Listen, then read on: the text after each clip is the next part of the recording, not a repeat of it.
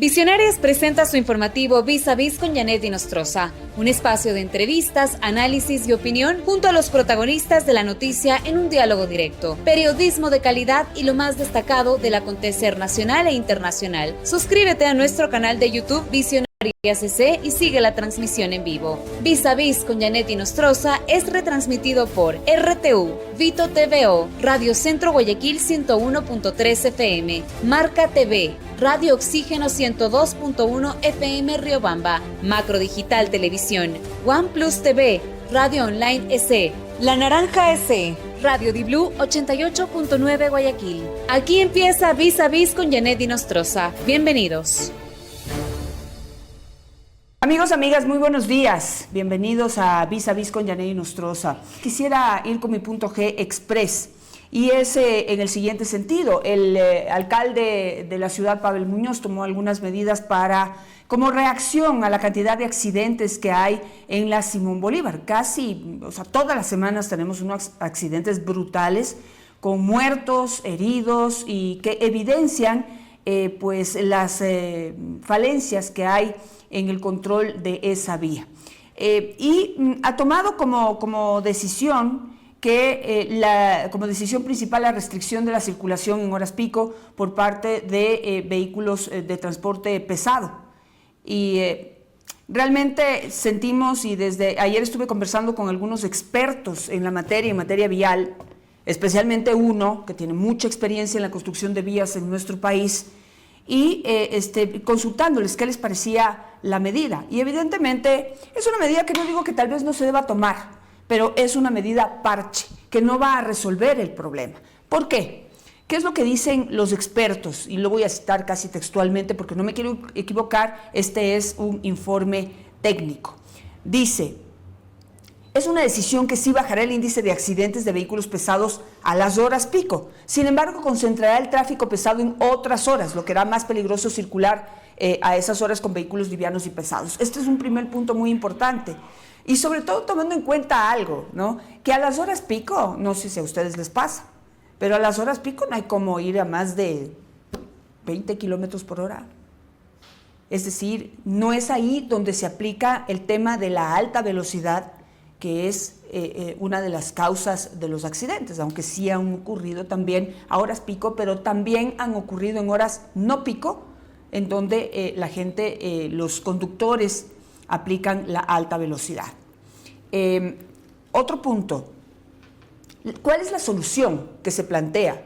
Construir urgente nuevas vías. Y ahí vamos con la vía Manuelita Sáenz, que es una vía paralela a la avenida Simón Bolívar, que permitiría el flujo de vehículos a lo largo del norte y sur de la ciudad a través de esta vía que constituye un anillo vial periférico de la ciudad. Esta vía, si más no recuerdo y si la memoria no me falla, está planificada desde la época de Rafael Correa. Es decir, ya se previó, porque esto no es que se les ocurre hacer vías cuando quieran o cuando puedan o cuando tengan plata, no. Evidentemente, finalmente la ejecución de una obra depende de muchas cosas, pero la necesidad se genera por varios temas técnicos que no han sido tomados en cuenta por ninguno, digamos, de los prefectos y alcaldes que han operado o que han gobernado en nuestra provincia. ¿Por qué digo esto? Porque si no me equivoco, también la Manuelita Sáenz está a cargo de la prefectura, no de la alcaldía. Sin embargo, es una vía que se ha pateado hacia adelante y no se ha construido para poder resolver las necesidades de circulación que ya son cada día más conflictivas en la ciudad.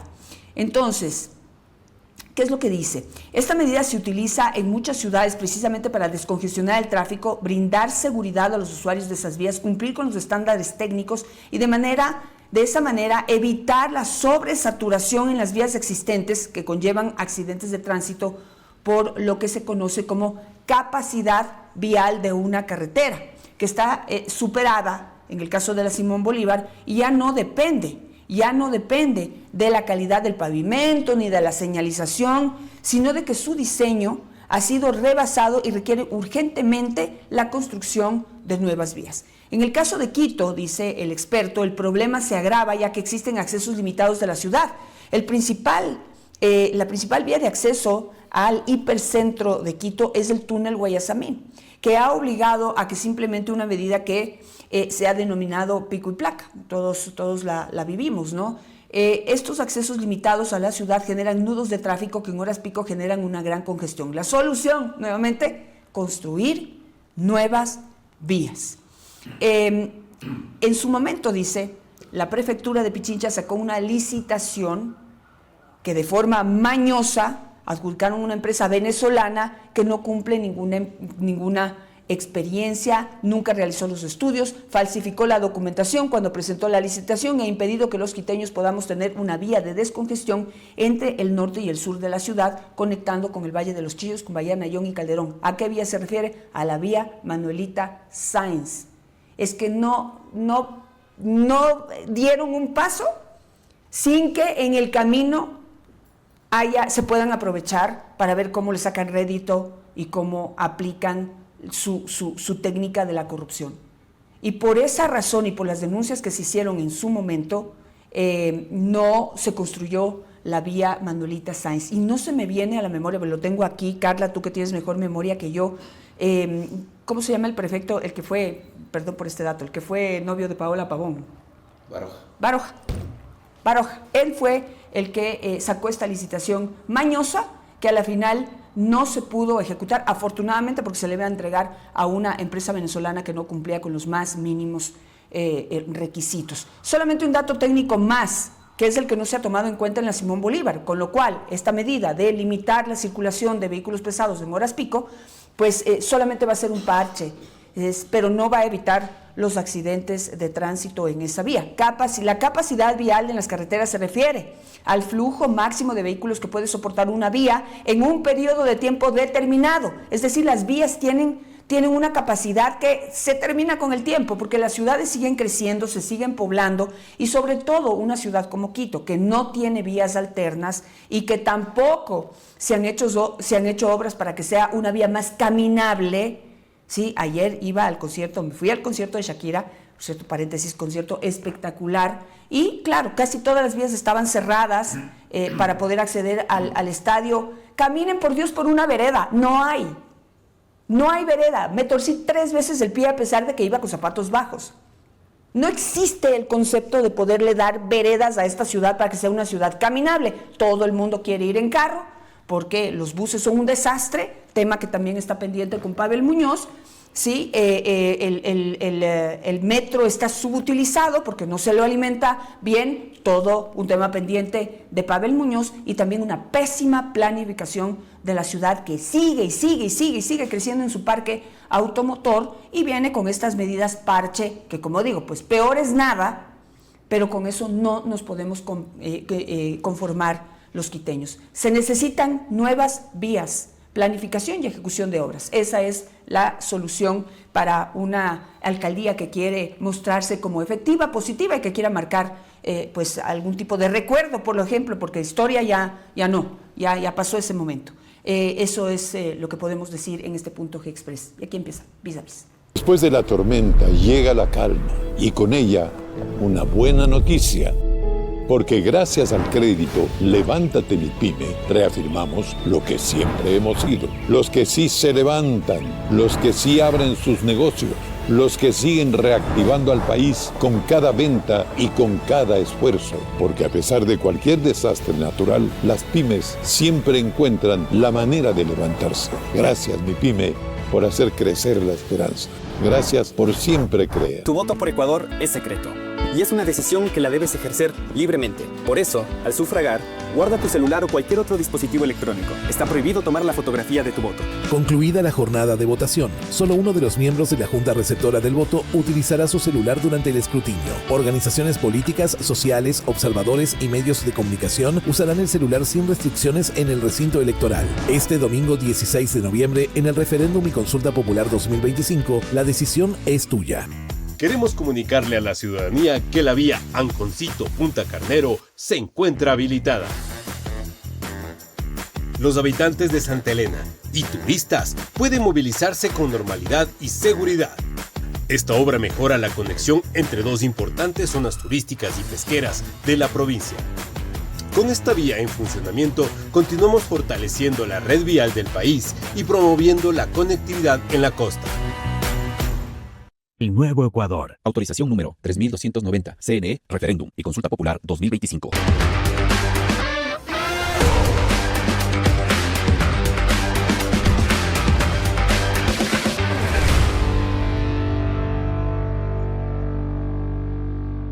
Empezamos con el análisis del tema más importante de esta semana, y es dotar de argumentos para que ustedes puedan votar sí o no a las 4 preguntas que nos convoca la próxima consulta popular y referéndum.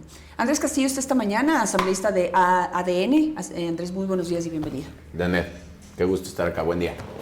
Bueno, le planteo la misma pregunta para poder arrancar la conversación que le he hecho a todos mis invitados esta semana. ¿Cuáles son sus 3 argumentos duros, fuertes, Pepa, para que la gente vaya este domingo a votar que sí, en su caso, a las preguntas que plantea el presidente de la República? El Ecuador merece un cambio en el tema de seguridad.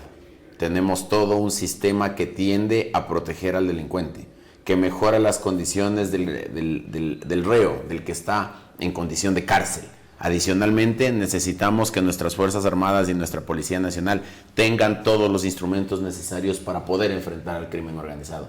Ya no estamos enfrentando al delincuente de la calle, estamos enfrentando al crimen transnacional, y para eso necesitamos los estados organizarnos. Y adicionalmente, necesitamos ir generando las condiciones para que la administración de justicia sea también otro elemento fundamental que nos permita someter al crimen. Ahora mismo tenemos una función judicial absolutamente débil que se tiene que regir por la normativa existente, y esa normativa existente llena de garantías al delincuente sometiendo al ciudadano.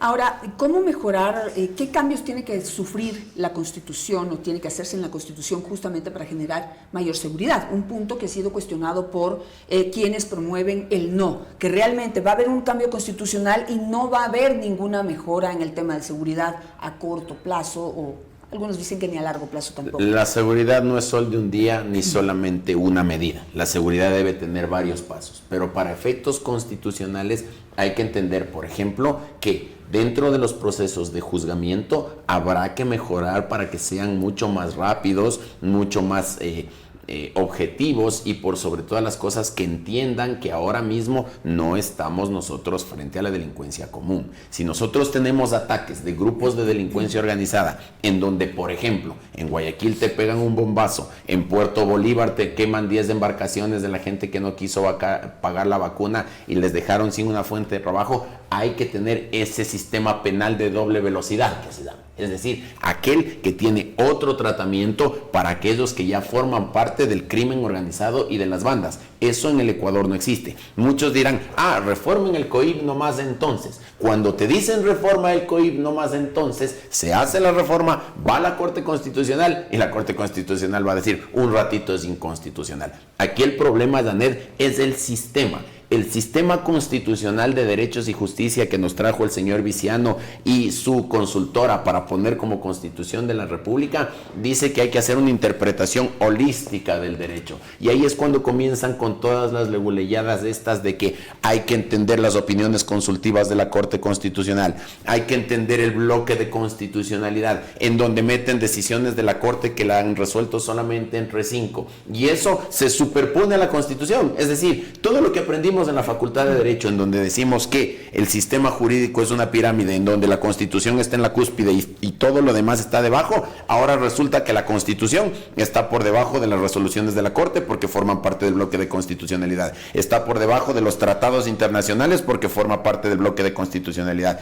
cuando en realidad la ley de leyes, la ley madre, la Constitución de la República es la que tiene que marcar las directrices, y lastimosamente esta Corte y este modelo se han comido a la capacidad normativa. Pero ahí, esto de que justamente no se respeta la pirámide de mando, ¿no es cierto? ¿Esto es por un problema constitucional también o es un problema de interpretación? Porque, digamos, la Constitución es la norma máxima, porque, digamos, por ejemplo, los tratados internacionales en su momento pesan más. Cuando en el año 2008 nosotros hacíamos campaña por el no, le decíamos a la gente que esta división del Estado de Derecho versus el Estado de Derechos no era cuestión de una S. El Estado de Derecho es ese modelo constitucional a partir del cual el imperio de la ley y de la Constitución es lo que prima dentro de una nación. Ahora, cuando hablamos del Estado de Derechos, entramos en una lógica de interpretación, en donde todos los derechos son justiciables, en donde son los jueces los que tienen la facultad de determinar qué funciona y qué no, qué sirve y qué no, qué es constitucional y qué no. Y eso da paso a la subjetividad, y la subjetividad, por supuesto, a la inseguridad jurídica. Por eso debemos volver a un modelo constitucional en donde el Estado sea de derecho, en donde sea la norma la que rige, porque así vamos a poder tener un Estado en donde podamos vivir en armonía. Caso contrario, viene un juez y te resuelve un punto de derecho de una forma, otro ese mismo punto de derecho de otra, y comenzamos a estar como en canoa, no se sabe para dónde va a coger. Por lo tanto, debemos tener un sistema constitucional sólido en donde sean las reglas jurídicas las que manden y no la interpretación de unos pocos. ¿Qué podemos decirle a los argumentos que han presentado quienes están por el no, que dicen que esta reforma constitucional nos puede exponer a la privatización? Privatización de la educación superior, privatización del IES, privatización de la salud, es decir, privatización general, y la gente le tiene mucho temor a la privatización. La ventaja de este proceso constituyente es que al final de todo llegaremos a un referéndum aprobatorio por parte del pueblo ecuatoriano. No vengan con los cucos, olvídense. Yo sé que a ustedes les preocupa mucho que se caigan todos los negocios de sus socios, los narcotraficantes y los grupos de delincuencia organizada. Sé que van por ahí, están nerviositos, pero entiendan ustedes que este proceso constituyente finalmente llegará a un referéndum, y en ese referéndum el pueblo ecuatoriano se va a pronunciar. Si es que no estamos de acuerdo, pues que pase lo que pasó en Chile, pues Daniel. Al presidente Boric le eligieron con la idea y con el mandato de cambiar la constitución que decían ellos que era la de Pinochet, la de la dictadura que tenía sometido a Chile. Llamaron a una asamblea constituyente, se dedicaron a la fantochada en la constituyente de Chile, en donde hablaron de todo un poco menos de lo que había que hablar. Sacaron una constitución tan de perro que la gente les dijo, no, Dios le pague. Aquí, con esto de las privatizaciones, de que van a quitar la educación superior, de que van a quitar el IES, olvídense, no metan ese cuento, no es cierto, no va a pasar. Y si es que pasase, que no va a pasar, cuidado trolls, no vayan a cortar, ya están graduando ustedes desastres, cortan y pegan a conveniencia los videos, no va a pasar. Pero si pasara, vamos a llegar a un proceso en donde se va a ratificar o no la Constitución, y ahí decidiremos. Es decir, no nos adelantemos, no se pongan los zapatos antes de ponerse las medias. ¿Cómo darle la seguridad a la ciudadanía de que las bases militares no van a servir solamente como un espacio de interés geopolítico de Estados Unidos y no de los intereses de los ecuatorianos, que es justamente tener esa colaboración, tecnología, asesoramiento, capacitación para combatir el narcotráfico y la delincuencia organizada en todos sus niveles? Porque ahora mismo, Janet, no estamos hablando de tener una base militar de los Estados Unidos. Esa no es la pregunta. La pregunta es, ¿está usted de acuerdo de eliminar la prohibición que hay en la Constitución de tener bases militares? El presidente de la República ha sido muy claro.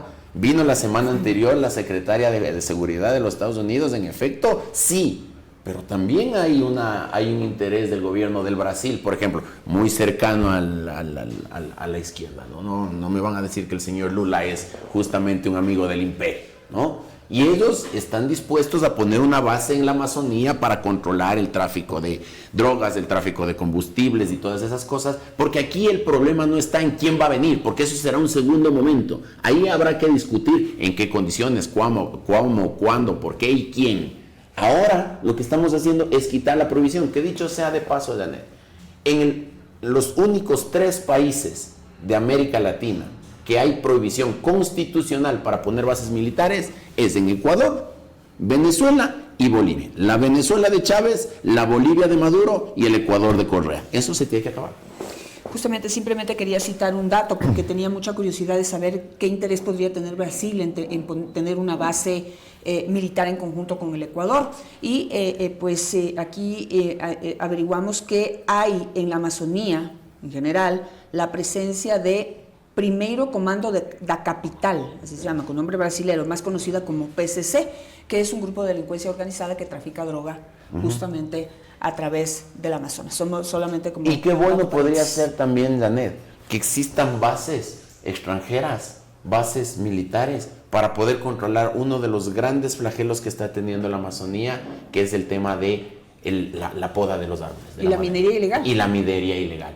Ahora, lo que más contamina los ríos en la Amazonía no es pues lo que botan los desechos de las ciudades, no, es la minería ilegal que se está metiendo por todo lado. Mientras aquí discutimos que la soberanía, que la minería legal no debe pasar, que no debe existir, y hay gente que está explotando ríos, que está explotando montañas sin ningún tipo de control, sin pagar impuestos, sin pagar empleados ni beneficios de ley. Nos contaminan todo y aquí no hemos dicho nada. Ojalá podamos tener una base militar conjuntamente con el Brasil para poder controlar ese tipo de cosas también. Así es que yo no le veo problema por dónde hay. Ahora, tampoco se puede, digamos, descartar que Estados Unidos también tenga un interés de tipo geopolítico. Más allá de donde se instale la base, el Ecuador está ubicado en un punto estratégico de Latinoamérica. ¿Eso usted lo interpreta como una preocupación? No, yo más bien lo veo como una oportunidad. Mire lo que pasó en Colombia. En Colombia hay 7 espacios de estas características. Y todo depende de la voluntad política del gobernante, pues, Daniel. Cuando se pusieron las bases o los espacios en Colombia y el presidente era Álvaro Uribe Vélez, todo caminaba de acuerdo al plan. Le pusieron contra la pared a las guerrillas, no solamente a las FARC. Terminaron prácticamente con toda la cadena de mando de las FARC. Hicieron lo que tenían que hacer para recuperar el territorio. Después ya Santos comenzó a culipandear, ya no estaba tan comprometido con el tema, porque él ya se dejó contaminar de los abrazos y no balazos. Después vino Duque y comenzó un poco a reforzar. ¿Ustedes creen que el señor Petro ahora le interesa mover eso? No, no le interesa, pero ahí está el plan, ahí está el acuerdo y se terminará cuando se tenga que terminar. Pero también es de la voluntad política que haya de aquí adentro de poder proteger a nuestra gente. Y eso es lo que nosotros estamos buscando. Lo que dicen es que podemos convertirnos en un punto en blanco a través de Estados Unidos, en un blanco de países que puedan generar algún tipo de ataque. Cuando hay ataques militares siempre se atacan a las cabezas.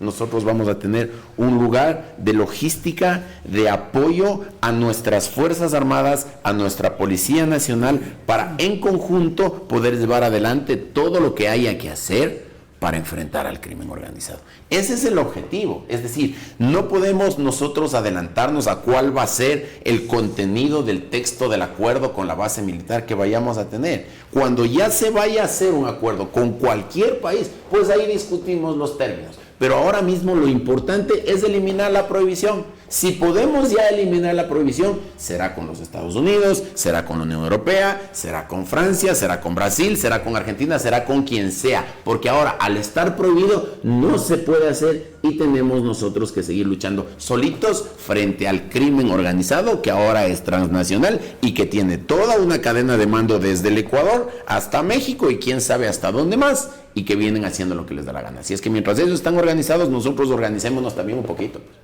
Ahora, una pregunta en la que yo digo que la misma Asamblea Nacional ha hecho su propia campaña y por eso, digamos, creo que es la pregunta que más votación va a tener, pero, digamos, presentemos argumentos, ¿no? ¿Por qué reducir el número de asambleístas? Que en realidad y digamos, en el análisis profundo de la política le va a quitar representación a las provincias. Pero, pues del otro lado, como yo digo, han hecho su propia campaña y a la gente no le gusta la Asamblea Nacional. ¿Cómo podría argumentar usted de que esto podría servir para mejorar la calidad, que es lo que todo el mundo espera? Que sea un castigo para mejorar. Locos tendremos que estar quienes estamos haciendo campaña por el sí para irnos a la casa. Y la estamos haciendo abiertamente porque estamos convencidos que el problema de la Asamblea no es la cantidad, sino la calidad. Mira el Congreso del 79.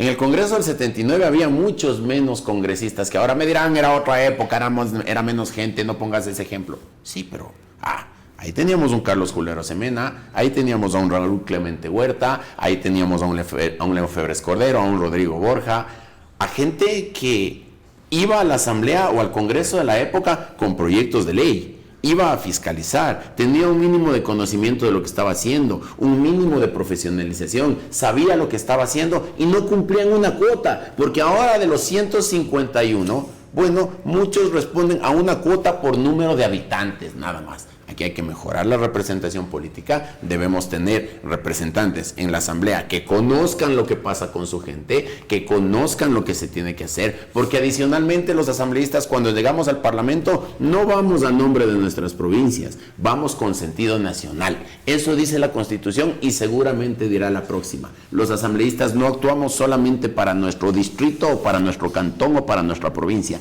actuamos para el país y el país merece que los representantes políticos tengan un mínimo de conocimiento y de capacidad para poder llegar. Y si es que eso cuesta ir a debates, a confrontaciones, a contrastación de ideas durante las campañas políticas para que vayan los mejores, pues bienvenido sea. Claro, pero digamos, hace falta todavía un trabajo y un compromiso de quienes lleguen a la Asamblea Nacional para poder mejorar la calidad del trabajo. No sé si se pueden, no implica una reforma constitucional, pero digamos, para que sea efectiva este cambio que se estaría autorizando, pues habría que también reforzar algunas normas. ¿Cómo puede ser posible, Andrés, que no les regulen quiénes son sus asesores? Pero por supuesto, de acuerdo, es que yo estoy de acuerdo con usted, sí, y aquí hay que hacer toda una minga y hay que hacer un cambio de chip, inclusive entre la ciudadanía. Yo le pongo un ejemplo, yo que tanto le quiero al señor el señor Ricardo Patiño. Él volvió al Ecuador porque sus juicios prescribieron, no porque le declararon inocente de nada.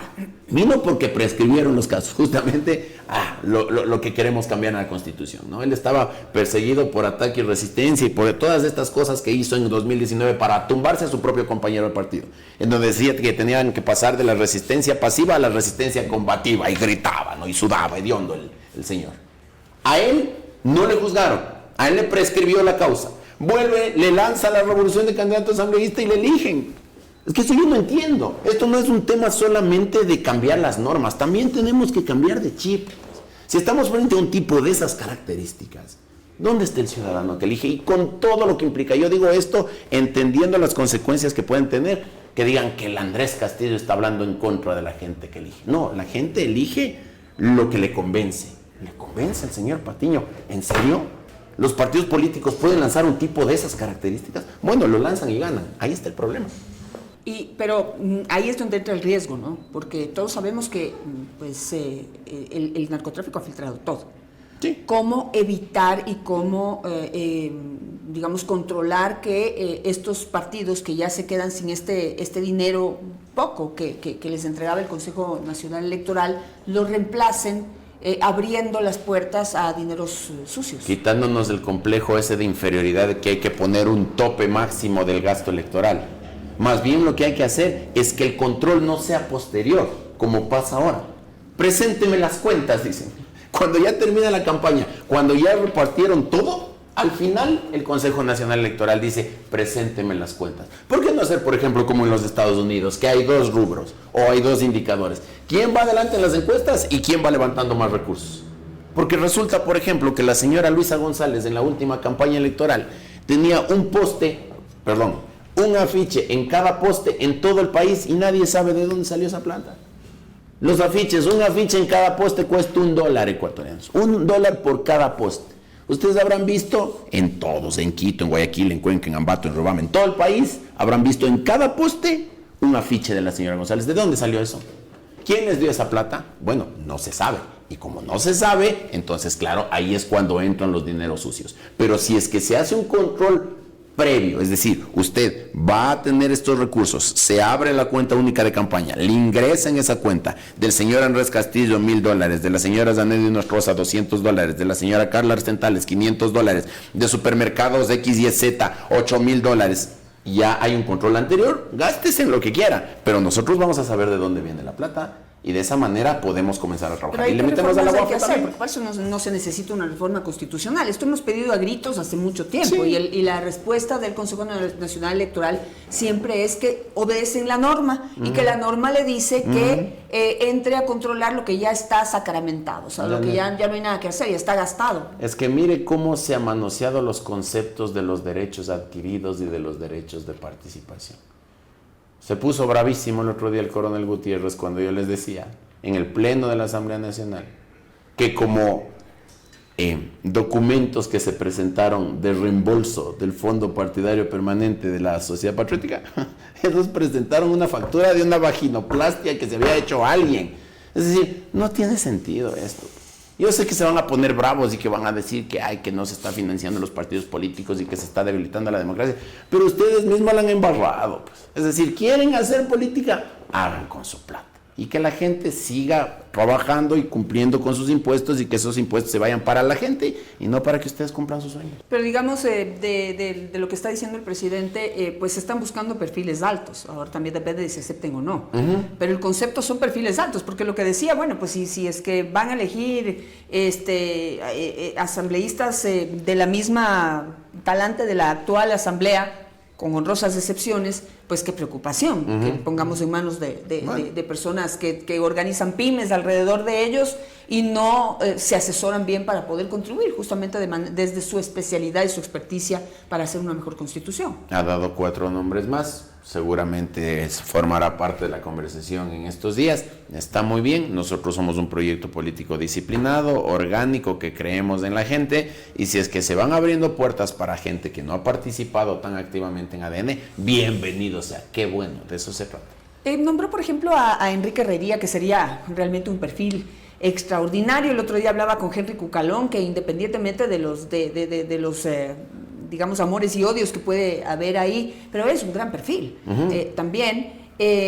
Pero lo que dicen es que, digamos, tienen el temor, ¿no?, de que tienen que pertenecer, unirse, como ponerse la camiseta de la tienda política. Y eso generalmente, pues, un profesional que después tiene que volver a su carrera, a vivir de su trabajo, no le conviene mucho. Sí. ¿Qué se podría decir ahí? ¿Qué argumentos se presentaría usted para que puedan decir que sí? Que cuando se haya terminado la Constitución y se haya aprobado la Constitución, en los libros de historia y en la Constitución no va a decir Almirante Vela de ADN, no. Henry Cucalón de ADN, no. O de Construye, no. O Rafael Ollarte, con todo el cariño que te tengo, Rafael, del PRE, no va a decir eso, ¿no? Va a decir sus nombres. Y ellos dejarán su nombre plasmada en esa carta. Pero se les da la independencia para poder proponer e impulsar. Bueno, es que de eso se trata. De eso se trata justamente, pues. De que vaya gente que pueda aportar, no solamente que vaya a levantar la mano, que vaya a aportar. En temas constitucionales, el Rafael Ollarte tiene muchísimo que decir. Por supuesto que sí. En temas militares, el almirante Vela podría decir muchísimo. Ollarte ha dicho abiertamente que tiene puesta la camiseta del Partido Social Cristiano. Lo ha dicho abiertamente. Ah, qué chévere, está muy legítimo, bien. ¿no? Es que es bien de derecha el sí. Rafael. Y está muy bien. Es decir, ahorita ponernos a hablar de nombres me parece bien. Sí, porque ya muestra por dónde irá el camino. Justamente manda una señal de que vamos a tener perfiles altos en la constituyente. Qué bueno, en buena hora. Pero lleguemos al jueves. Y después lleguemos al domingo. Y cuando el domingo ya tengamos resultados, pues hablamos de todo lo demás. Camine y ponga. La última, y quizá la más importante, pero ya hablamos de las reformas que son necesarias, pero contundente, como una conclusión. ¿Por qué decirle que sí a tomar el riesgo de ir a una constituyente e irnos a 3 elecciones más? Porque las cosas no están bien, porque el país merece que en efecto sus hijos hagamos lo que hay que hacer para mejorar las condiciones de la gente y podamos vivir mejor. Y eso se hace rompiendo este modelo constitucional, alcahuete de delincuentes y alcahuete de un sistema político que fracasó. El comunismo, el chavismo se acabó. Ya no va para más. Esas muestras está dando Latinoamérica con la elección de nuevos presidentes que no están cerca ni un poquito de esas corrientes políticas. Así es que usted, que va a ir el próximo domingo, piense que con esta nueva constitución vamos a poder mejorar en cuanto a seguridad, en cuanto a empleo, en cuanto a producción y sobre todo también vamos a destrabar ese sistema político que tanto daño nos ha hecho y que no nos ha llevado a ninguna parte. Gracias, Andrés Castillo, por estar esta mañana con nosotros con los argumentos de por qué votarle sí a las 4 preguntas para la que nos han convocado a todos, al mandante, para votar este próximo domingo 16 de noviembre. Gracias, que tengan un buen día. Después de la tormenta llega la calma y con ella una buena noticia. Porque gracias al crédito Levántate Mi Pyme, reafirmamos lo que siempre hemos sido. Los que sí se levantan, los que sí abren sus negocios, los que siguen reactivando al país con cada venta y con cada esfuerzo. Porque a pesar de cualquier desastre natural, las pymes siempre encuentran la manera de levantarse. Gracias, mi pyme, por hacer crecer la esperanza. Gracias por siempre creer. Tu voto por Ecuador es secreto y es una decisión que la debes ejercer libremente. Por eso, al sufragar, guarda tu celular o cualquier otro dispositivo electrónico. Está prohibido tomar la fotografía de tu voto. Concluida la jornada de votación, solo uno de los miembros de la Junta Receptora del Voto utilizará su celular durante el escrutinio. Organizaciones políticas, sociales, observadores y medios de comunicación usarán el celular sin restricciones en el recinto electoral. Este domingo 16 de noviembre, en el Referéndum y Consulta Popular 2025, la decisión es tuya. Queremos comunicarle a la ciudadanía que la vía Anconcito-Punta Carnero se encuentra habilitada. Los habitantes de Santa Elena y turistas pueden movilizarse con normalidad y seguridad. Esta obra mejora la conexión entre dos importantes zonas turísticas y pesqueras de la provincia. Con esta vía en funcionamiento, continuamos fortaleciendo la red vial del país y promoviendo la conectividad en la costa. El Nuevo Ecuador. Autorización número 3290. CNE, Referéndum y Consulta Popular 2025.